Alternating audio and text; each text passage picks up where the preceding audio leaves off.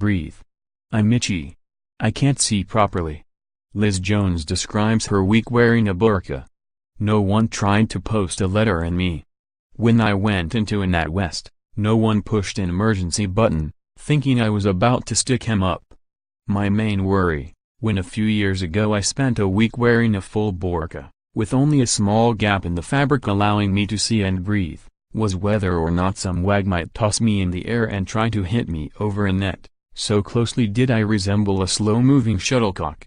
And today, at the end of a week when a few meters of black fabric has again been the subject of hot debate, its place in a liberal society battered back and forth by men and women who, mostly, have never worn the damn thing, I thought a reminder of what it feels like inside those folds might be apartment I remember during my week catching sight of my reflection in a shop window in Knightsbridge.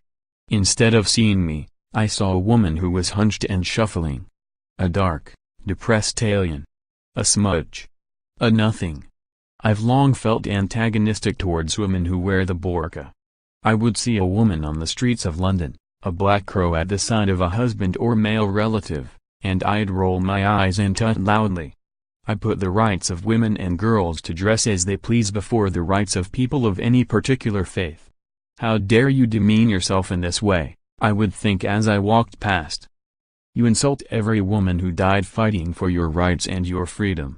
The burka has its origins in the Middle East before Islam, when men and women covered their faces to keep out sand. In Afghanistan, the burka is known as the chadri. It has a thick rill over the mouth and eyes, and is the one I chose to wear. The chadri only became a common sight when the Taliban came to power, banning women from wearing cosmetics, and shoes with a heel. The noise of a heel on pavement was said to be too arousing for men to cope with. I remember in Kabul meeting former TV newsreaders, businesswomen, who once wore minilos and lipstick, forced to cover up. They work out, mere shadows of their former selves, now unemployed, able only to sit at home. During my week in the shadows, I soon found out why. There is no way a woman can work in one. Each time I had to go to meet or interview someone, I had to take the headpiece off. I couldn't even see to type. Most importantly, I couldn't think straight. That first day, I was afraid to put it on.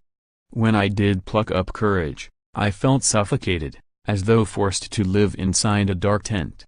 I got in my car to go to the station and realized there was no way I could drive safely with my eyes blinkered like a racehorse. Already deaf, the fabric snuffed out any residual sound. On the walk to the station I could hardly breathe. My shroud made me itch all over, and my eyelashes kept banging against the cloth. A friend recently came back from a spell working in Qatar and said that whenever he drove he had to keep swerving to avoid running over the flocks of women who stumble onto roads. They are like children. They have to be guided by men. None of them speak. It's like the Middle Ages. I felt scared, vulnerable.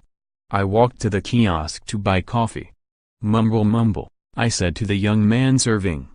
To his credit, the station is in a rural area, so I'm sure this was the first time he had encountered a full veil. He didn't bat an eye, and smiled. I pointed. I automatically lifted the cup to my lips. Ah! How was I going to do this? I tried to work the cup up the inside of the cloth, performing an elaborate jig on the platform, but got stuck halfway. Later that day, at a coffee shop in Fulham, I sat outside at a table, faced with a sandwich and a latte. As I weighed up my hunger, an Arabic man shouted abuse at the white, male photographer sent to chronicle my day. I have no idea what he was saying. Perhaps I shouldn't have been eating in public. But the interesting point is that during the entire experiment, he was the only person who gave me any abuse. The only time I became furious at my treatment was when, for a domestic flight, I swan through security unmolested, when normally I'm made to remove jacket and shoes. This smacked of PC pandering. I was heartened, though, that throughout my week I was only ever met with helping hands. Getting into a cab in London I was still called darling by the driver. Getting out of said cab, a passing decorator opened the door and grabbed my shopping. A burka makes you clumsy, slow, helpless. I spent most of the week feeling like a disabled person. In fact, the only curious glances I attracted were from small children and my border collies, who started barking like maniacs. One day, I had lunch with a friend in Primrose Hill. She walked past my table 3 times. I waggled my Prada bag, which I thought she might recognize.